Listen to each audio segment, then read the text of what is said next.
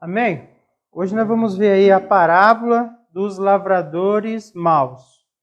Está em Mateus 21, 33 e 46. Essa parábola também está nos outros dois evangelhos, Lucas e Marcos. Depois eu vou mostrar ali para os irmãos, amém?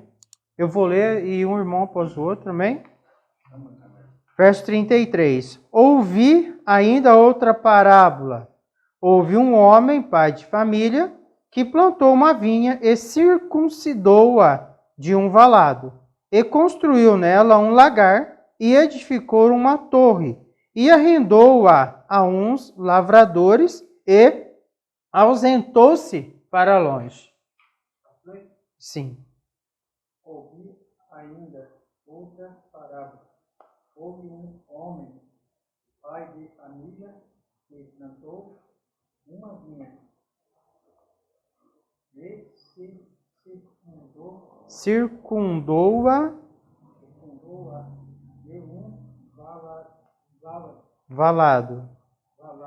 E construiu nela um lagar e edificou uma torre e arrendou a uns lavradores e ausentou-se para longe.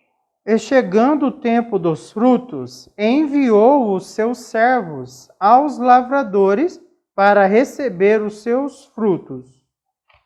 E chegando o tempo dos frutos, enviou os seus servos aos lavradores para receber os seus frutos.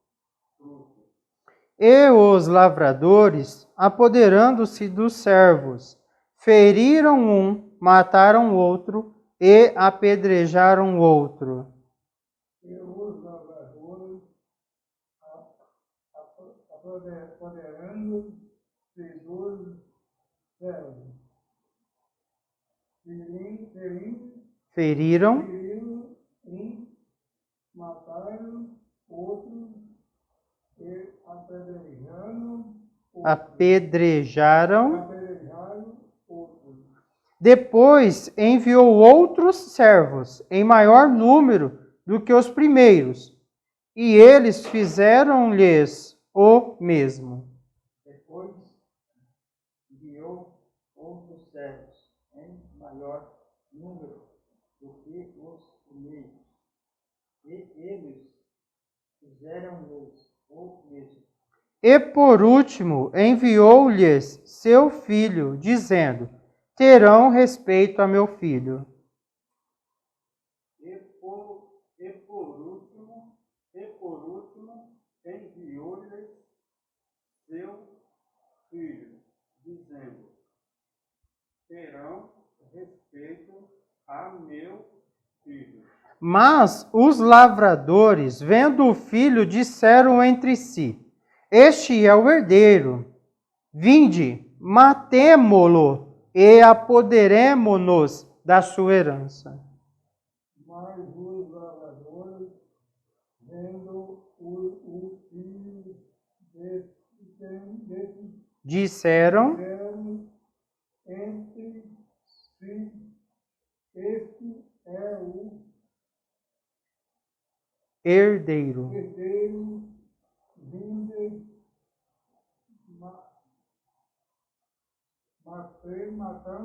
Matemo-lo. E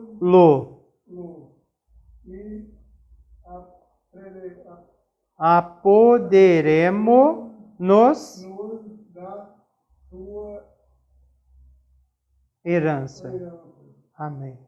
E lançando mão dele, o arrastaram para fora da vinha e o mataram.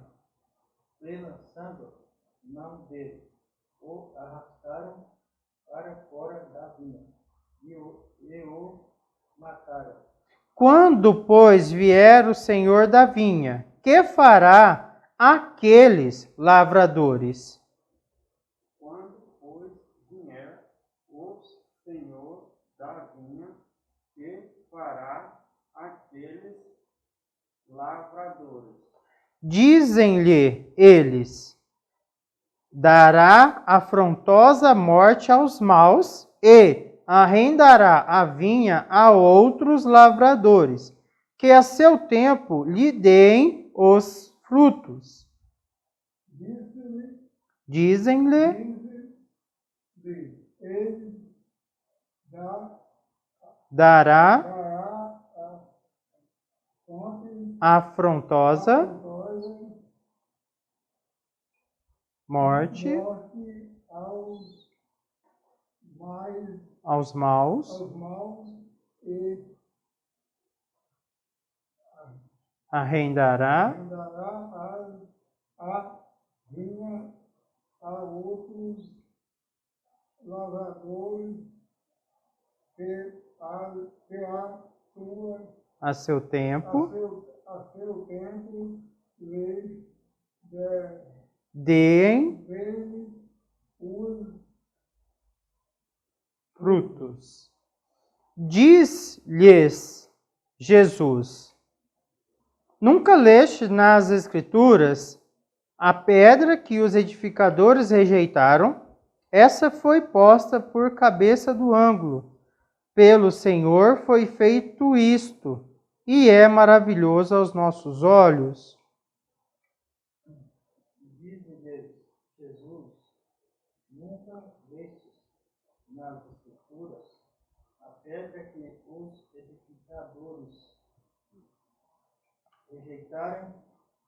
Essa foi posta por cabeça do ângulo. Pelo Senhor foi feito isto, e é maravilhoso aos nossos olhos. Portanto, eu vos digo que o reino de Deus vos será tirado e será dado a uma nação que deu seus frutos. Portanto, eu vos digo que o reino de Deus vos será tirado e será dado a uma nação que dê os seus frutos. E quem cair sobre esta pedra, despedaçar-se-á, e aquele sobre quem ela cair, ficará reduzido a pó. E quem cair sobre esta pedra, despedaçar-se-á. E aquele sobre quem ela cair ficará reduzido a pó.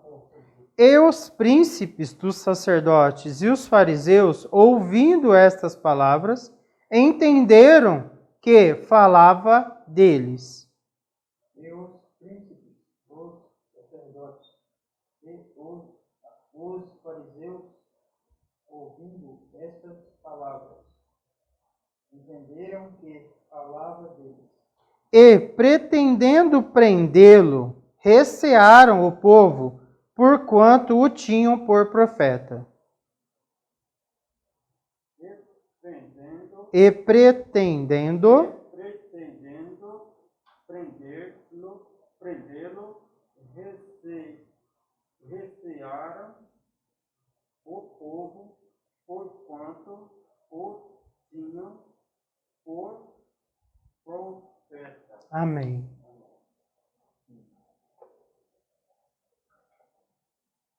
Deixa eu puxar um pouquinho antes aqui para a gente entender.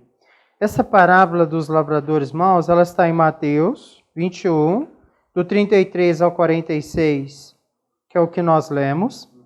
Também está em Marcos 12, do 1 até o 12. E também está em Lucas 20, do 9 até o 19. Nós temos aí, um pouco antes, a autoridade de Cristo é questionada, não é? Jesus entrou no templo e enquanto ensinava, aproximaram-se dele os chefes dos sacerdotes e os líderes religiosos do povo e perguntaram: com que autoridade estás fazendo estas coisas? E quem te deu tal autoridade? Respondeu Jesus: eu também lhes farei uma pergunta. Se vocês me responderem, eu lhes direi com que autoridade estou fazendo estas coisas. De onde era o batismo de João? Do céu ou dos homens? Eles discutiam entre si, dizendo: se dissermos do céu, ele perguntará: então por que vocês não creram nele? Mas se dissermos dos homens, temos medo do povo, pois todos consideram João um profeta. E eles responderam a Jesus: não sabemos. E ele lhes disse: tampouco lhes direi com que autoridade estou fazendo estas coisas. Então os chefes dos sacerdotes e os líderes religiosos do povo, não é? Eles começam a questionar a autoridade de Jesus lá em Mateus 21, verso 23, um pouco antes do que nós lemos. Então Jesus puxa uma outra parábola também, que é a parábola dos dois filhos. Tá? E depois Jesus vai contar, aí no verso 33 se inicia: ouçam outra parábola, ou ouvi ainda outra parábola.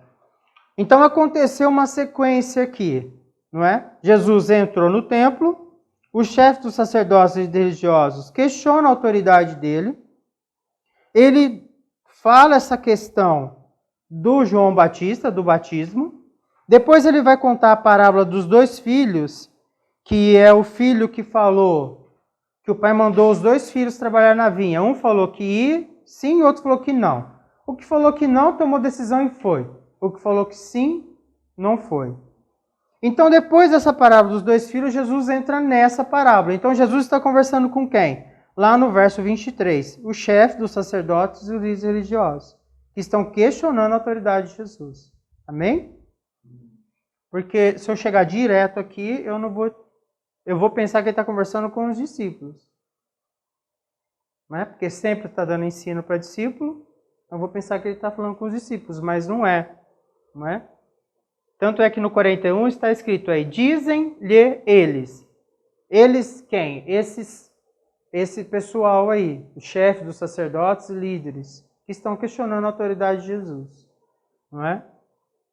E eles mesmos vão responder contra eles mesmos aí.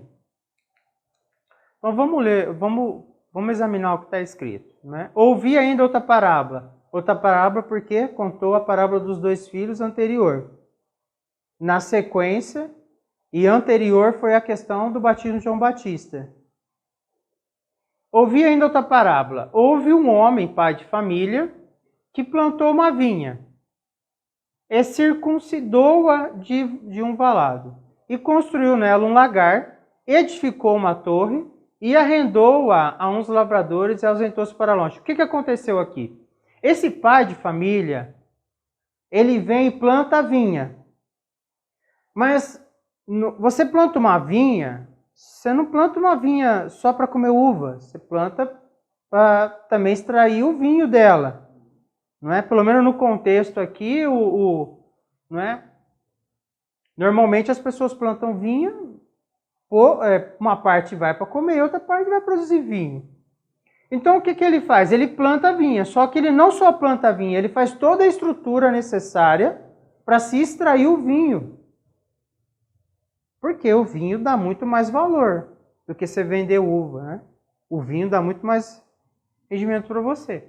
Então ele planta a vinha, ele circunda, ele faz um trabalho em volta dela, circunda ela, faz um trabalho em volta, vai circular ela. Né? Circular lembra círculo, mas aqui, na verdade, aqui ele está criando um muro, não é? Criando ali, mostrando ali que dali para dentro é espaço reservado. Sim? Então, se você pular daqui para dentro, você está entrando em espaço reservado. Então, circunda ali com um muro de pedra, com alguma coisa. Depois ele constrói nela um lagar, que é para extrair o suco da uva. E depois ele edifica uma torre. Então, depois que está tudo pronto, então ele planta a vinha. Ele planta as plantas, não é? Os pés de uva. Ele faz o cerco em volta. Ele faz a torre de vigia. Ele faz o lagar, que é onde vai amassar a uva e vai extrair o líquido, vai extrair o vinho da uva. Depois que ele prepara tudo, ele arrenda a uns lavradores, para que essas pessoas trabalhem na vinha. Mas está arrendada a eles. Por quê? Porque a vinha não é deles. A vinha é do pai de família. Ele quem fez todo o trabalho. Só que é esses lavradores que vão agora cuidar dessa vinha. Não é? Vai carpir, vai fazer todo o trabalho, a poda, vai fazer todo o trabalho lá. Chegar ao ponto da colheita. Isso. Então, quer dizer, os lavradores pegam algo já semeado. E não só semeado, pega tudo pronto. Já pega plantado, já pega com a torre de vigia, já pega cercado. Então, quer dizer, pegou, pronto, pegou fácil. E chegando o tempo dos frutos, enviou os seus servos. Quem? O pai de família. Enviou os seus servos a quem? Aos lavradores, que arrendou, para receber os seus frutos. Eu acredito aqui que seus frutos está relacionado. Ou você recebe a própria uva, ou você recebe o vinho, ou você recebe o lucro disso, o dinheiro. Eu entendo que esses receberam os seus frutos. O que você fez? Eu cheguei agora. Ó, parte está aqui ainda, fruta, parte já está extraído o suco e parte já foi vendida. Aqui está o dinheiro, né? Tudo mais. E os lavradores, apoderando-se dos servos, feriram um, mataram outro e apedrejaram outro. Quer dizer, eles foram, os servos do pai de família foram para debaixo de ordem para receber os frutos, para levar para o pai de família, que é o dono da vinha. Esses lavradores, eles pegam os servos, em vez de expulsar os servos, não. Eles ferem, matam e apedrejam. Eles matam. Então, eles matam os servos que vieram buscar, não é, os frutos, os lucros da vinha. Porque, pensa comigo, quando você planta um pé de uva, você tem que esperar ele crescer para ele te dar alguma produção. Não é? Tanto é que está aqui dizendo aqui no 34, e chegando o tempo dos frutos. Então você semeia lá vários pés de uva lá, e prepara as parreiras, tudo. Prepara lagar, prepara muro, tudo mais. Porém, isso aqui não está dando lucro agora. Então, ele arrendou para esses homens. Então, é possível até que esses homens receberam uma verba até que a vinha produzisse. Porque eles vão ter que ficar por conta dela.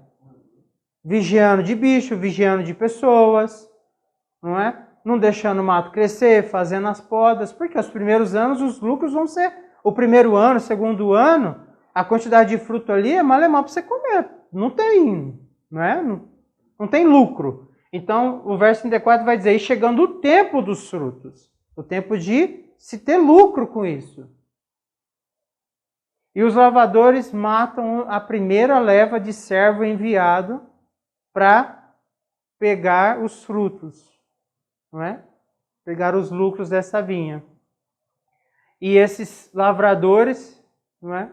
Matam todos eles, mostrando que eles tomou posse de algo que não é deles. Depois enviou outros servos, em maior número do que os primeiros. E os lavradores maus fizeram a mesma coisa. Você vê que até aumentando a quantidade de servos, eles tiveram êxito em matar, pedrejar e ferir os servos enviados.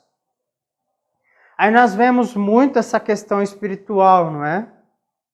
Porque nós vamos entender que aqui Jesus está falando para quem essa conversa? Que eu expliquei. lá no verso 23, bem antes, ele está conversando com os chefes, sacerdotes e líderes, que estão questionando a sua autoridade.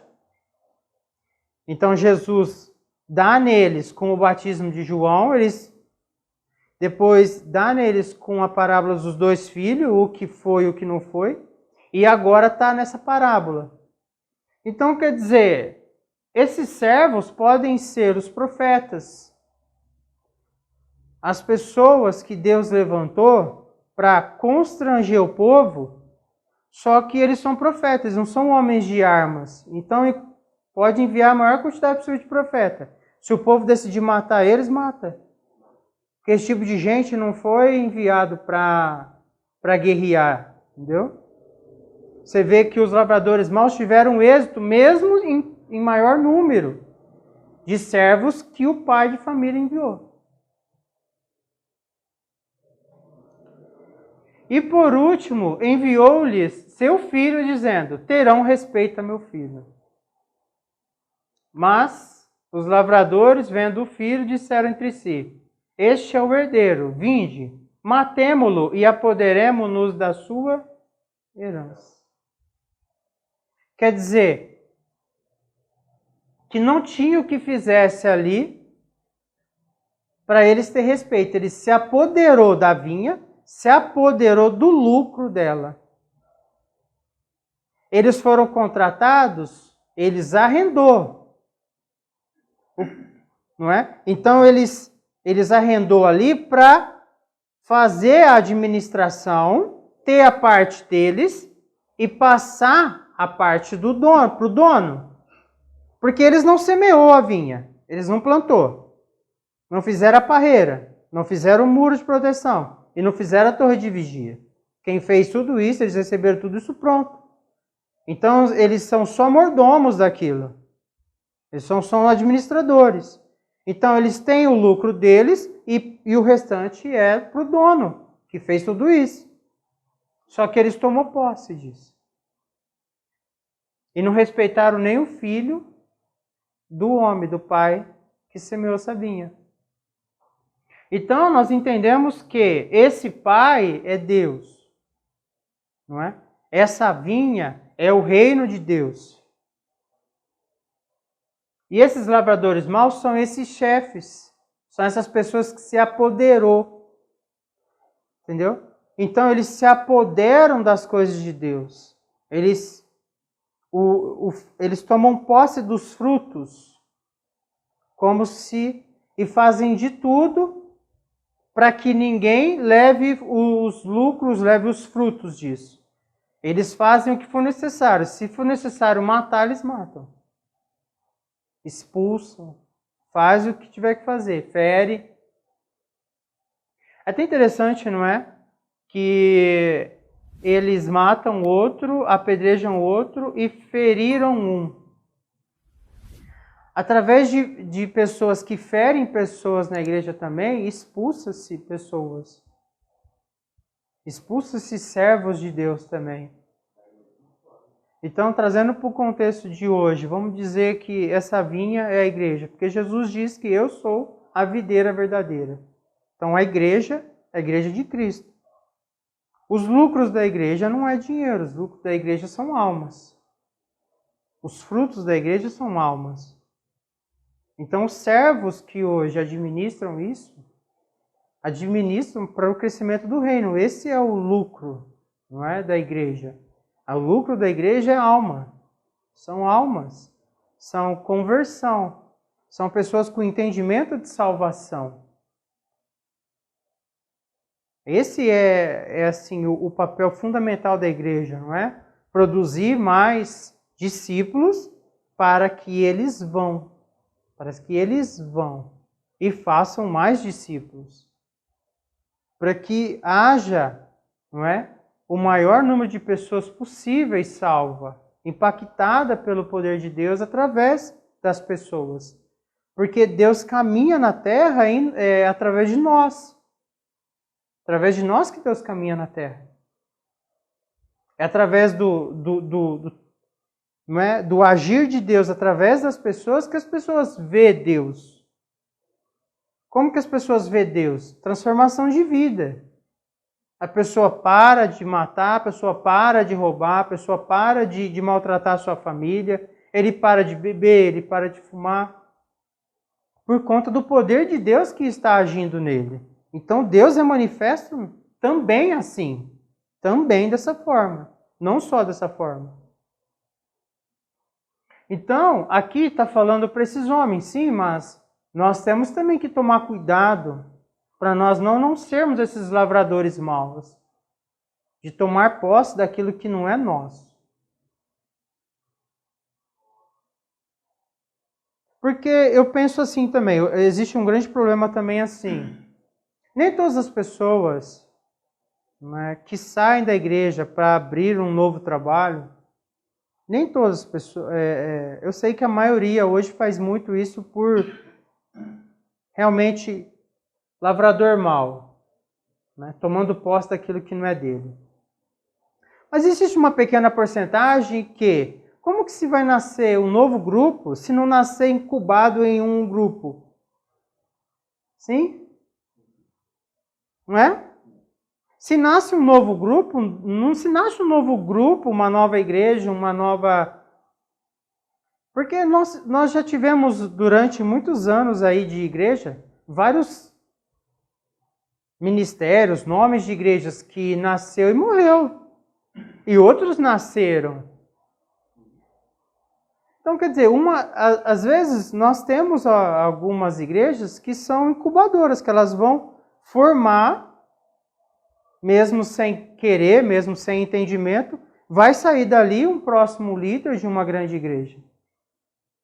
Então não podemos tomar posse das pessoas.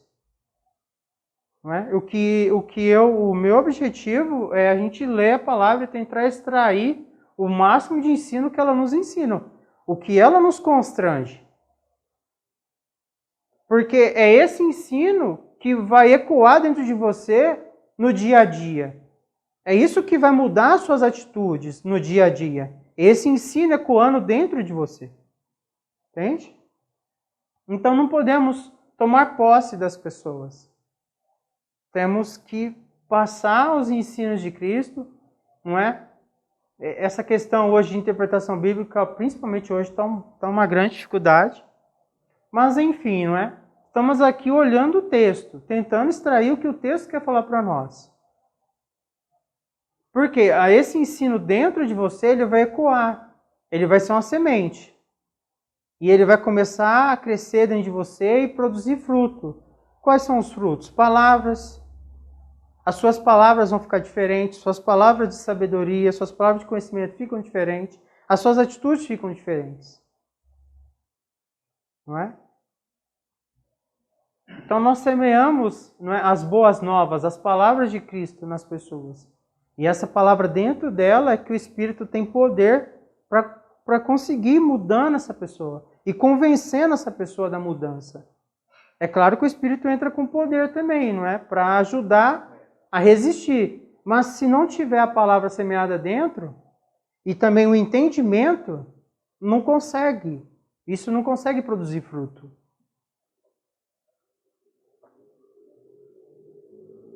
Aqui os lavradores mataram o filho também. E hoje é possível matar o filho na igreja? Eu acredito que sim, né? Lá em Apocalipse está escrito também, né? Jesus fala, né? Que sentariam, né? No seu trono, né? Ali. Possível hoje também as pessoas matar Jesus na igreja. Dependendo da forma como ele ensina a palavra, ele mata também.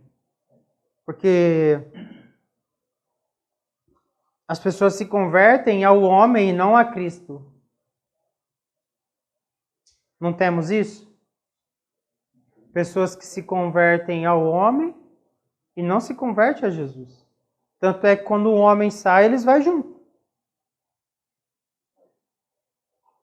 Os ensinos também, às vezes uma manipulação na palavra, não revela o verdadeiro de Jesus.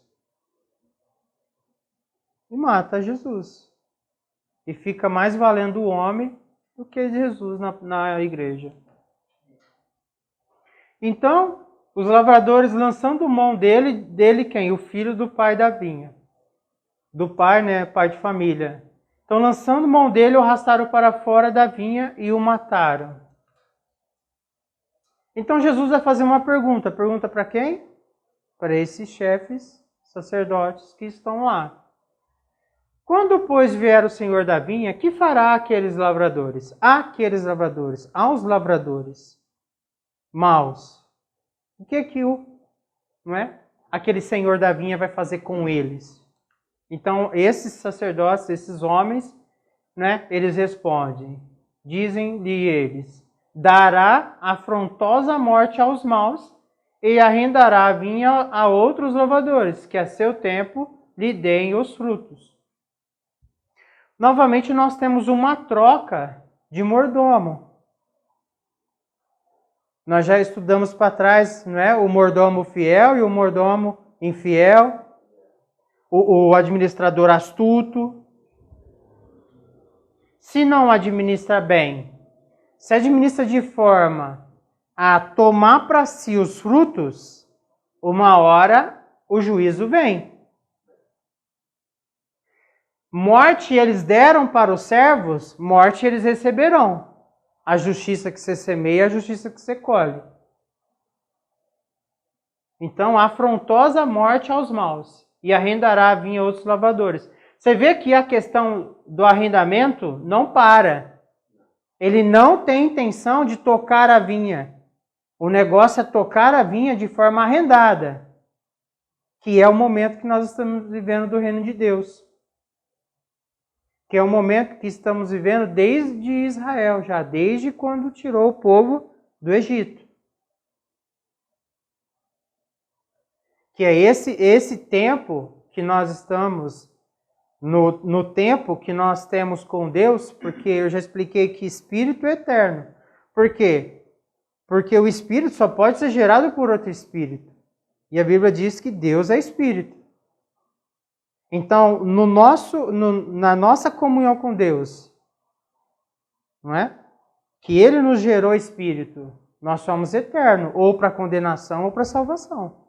Então, nós estamos em um momento na história com Deus. Esse momento ele vai mudar. Mas esse momento agora que nós temos, que nós conversamos e estudamos desde o Antigo Testamento, é esse momento de arrendar, é esse momento de mordomia. O que você está fazendo com aquilo que eu coloquei na tua mão? Com os dons que eu te dei. Lembra a parábola dos talentos? Se você está em posição, não é, de governo, e você governar tomando posse, matando o filho dele e matando os servos que Deus envia, porque até hoje eu entendo que Deus envia servos para trazer constrangimento. Porque as pessoas se desviam. As pessoas se desviam. Os homens se desviam. Os homens é ser humanos, né? As mulheres também, tem também.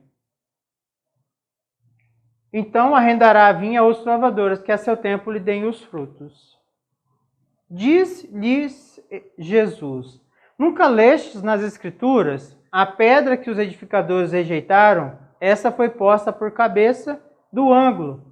Pelo Senhor foi feito isto, e é maravilhoso aos nossos olhos.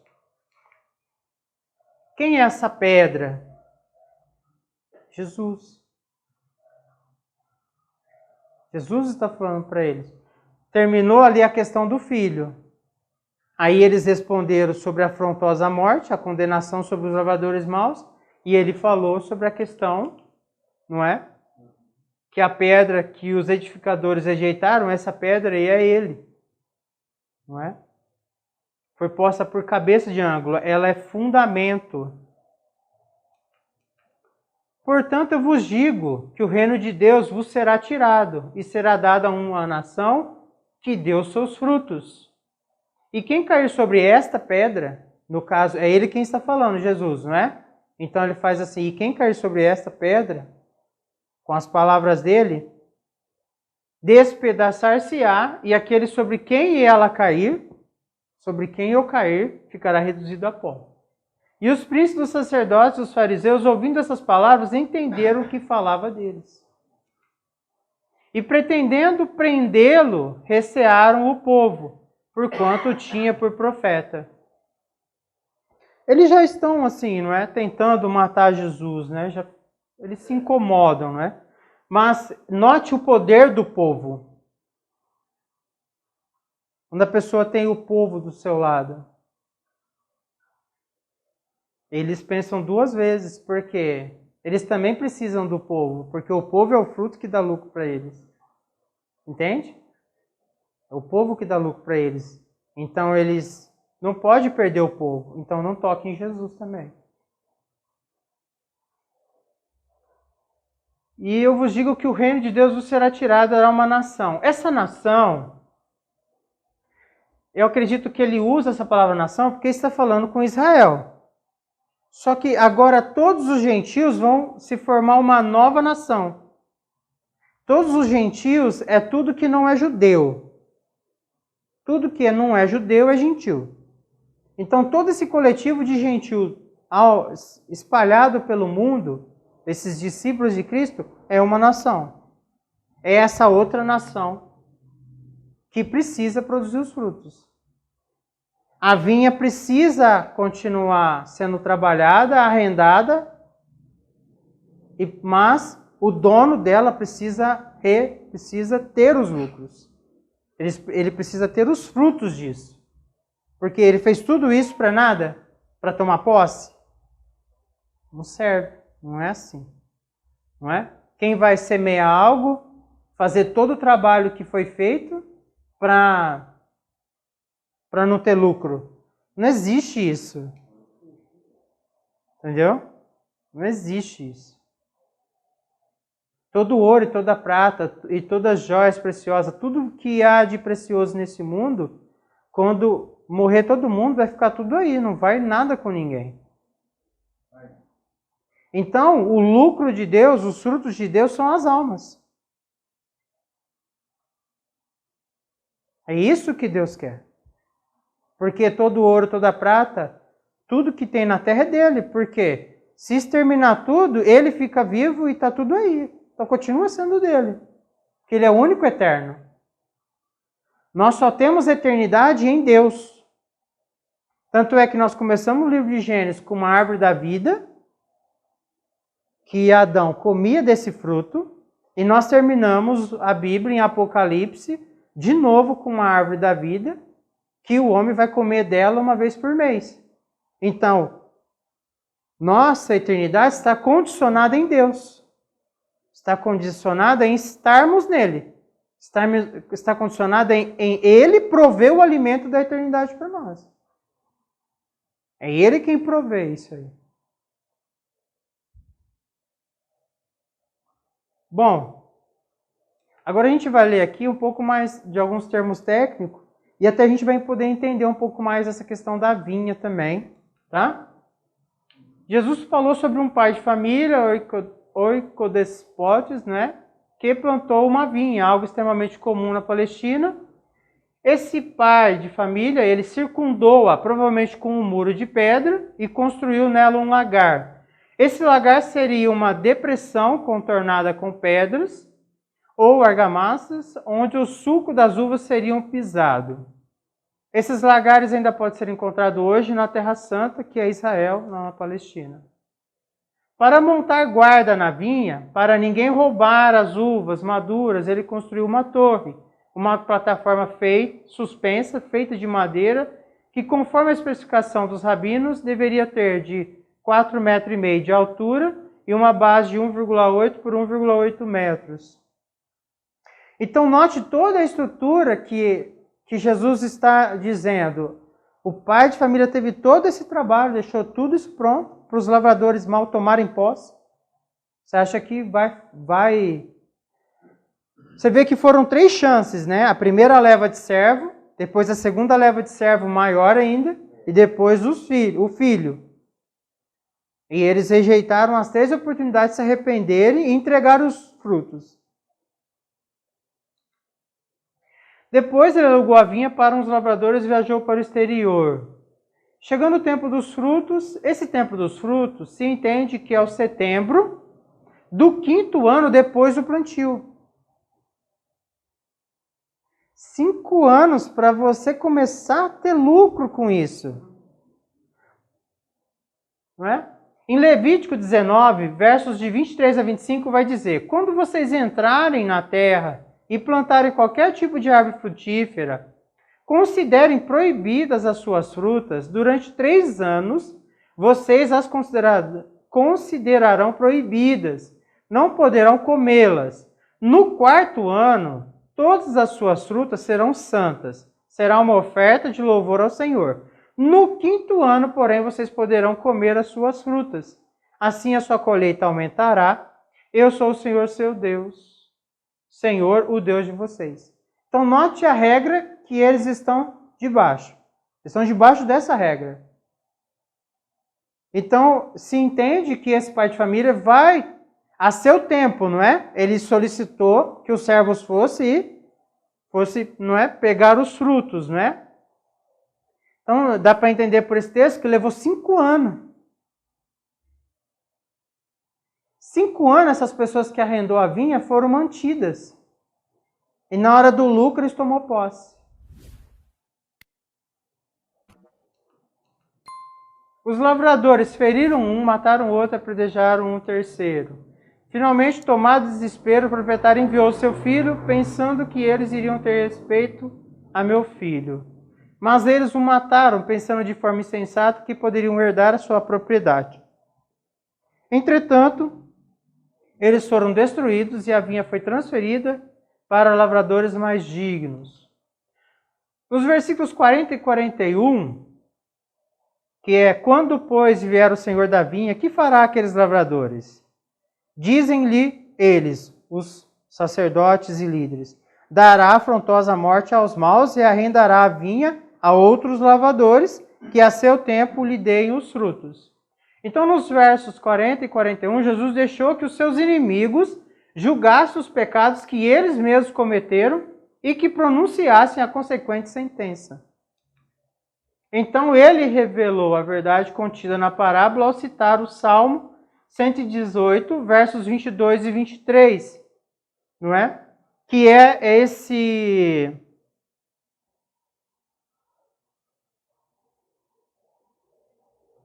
Nunca leste nas Escrituras, aí no 42, a pedra que os edificadores rejeitaram, essa foi posta por cabeça do ângulo pelo Senhor foi feito isto, e é maravilhoso aos nossos olhos.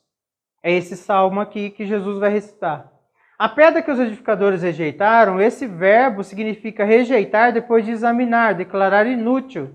Havia se tornado a cabeça do ângulo. Essa pedra se refere a uma pedra fundamental, uma pedra que vai dar fundamento, alicerce, não é? Ou a base de um arco.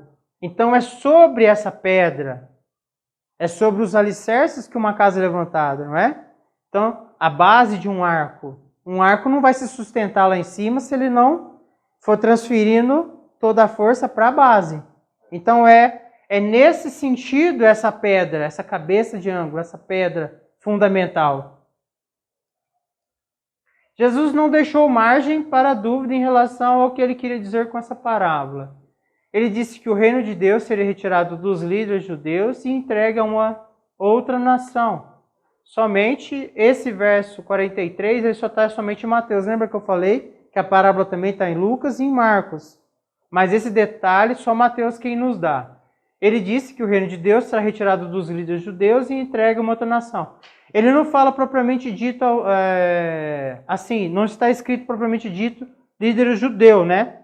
Mas ele está falando para os líderes judeus por quê? Está falando para os chefes, os sacerdotes e líderes, certo? Mas ele não declara isso. Por quê? Isso já está declarado lá no verso 23, quando a conversa começa a se desenrolar. Não é? Portanto, eu vos digo que, né, fala para eles, portanto, eu vos digo que o reino de Deus vos será tirado, no 43, e será dado a uma nação que deu seus frutos. Quem caísse sobre esta pedra, Cristo, ficaria despedaçado. Isaías 8, 14 e 15. E aquele sobre quem ela caísse, ficaria reduzido a pó. Parece que a primeira imagem está se referindo a alguém que, tropeçando em Cristo, ficaria moído. O significado literal de uma palavra pouco usada, como um jarro de água de cerâmica se despedaça ao cair sobre uma pedra.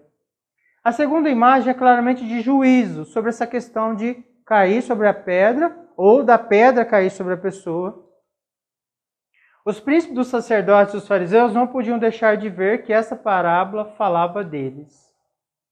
Eles eram os maus lavradores que representavam os antigos líderes da nação que haviam matado os profetas, os servos. Agora eles mesmos estavam prestes a matar o filho, e eles mataram. O reino seria dado aos gentios, que é todo o que é diferente de judeu. Somos nós. Enfurecidos, eles queriam matar Jesus, mas temiam o povo, que acreditava que ele era um profeta. Amém? Amém. Essa parábola é mais uma, não é, das parábolas.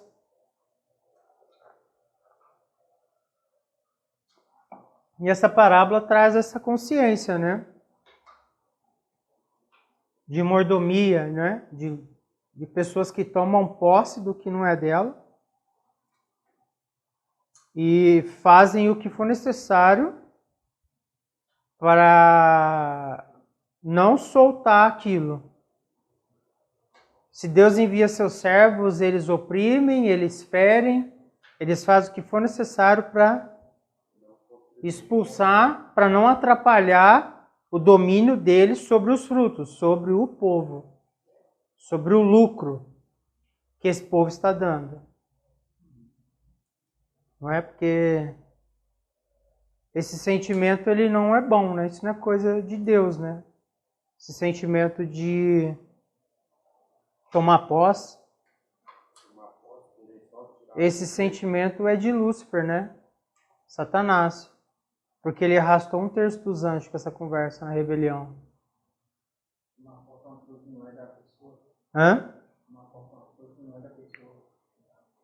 Normalmente a pessoa sempre busca o rebelde, né? Esse que se rebela, ele sempre busca pessoas que é o joio, né? Ele vai enraizando em volta para ele ganhar pressão ali, ganhar força, porque ele é dispensado, não é? Mas você vê que a parábola fala de lavradores, não fala de um lavrador. E fala de pessoas que se uniram no mesmo pensamento. Entendeu? No mesmo pensamento. Foi o que Satanás fez. Pegou o pensamento dele e disseminou. Foi o que Hitler fez. Ele pegou o pensamento dele e disseminou e foi ganhando. Corá convenceu Datã e Abirão e mais 16 líderes, se eu não estou errado. É sempre assim.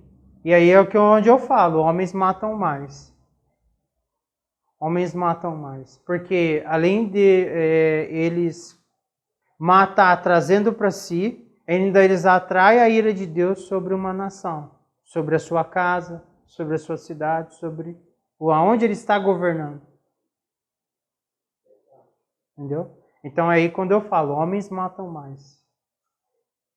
Quando um homem consegue começar a juntar pessoas e para que ele impere, para que ele governe, porque ele tem necessidade disso, ele atrai a ira e ele atrai juízo, atrai maldição.